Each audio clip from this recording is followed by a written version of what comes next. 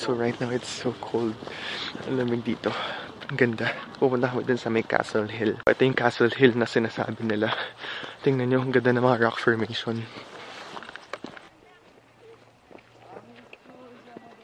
So mamaya, magsaslide kami dun sa may snow. Ganda ng view kanina, no? Ang daming magagandang place talaga dito sa New Zealand. Dito doon nag-shooting yung Narnia eh. Sabi nila. Ang ganda ng grass, parang fur. Ayan, so grabe, ang ganda ng view dito. Talaga magugustuhan mo talaga ditong tumira sa New Zealand kasi ang peaceful, bait pa ng mga tao. Ayan, tas ang ganda pa, tinan nyo. O, diba? Super ganda.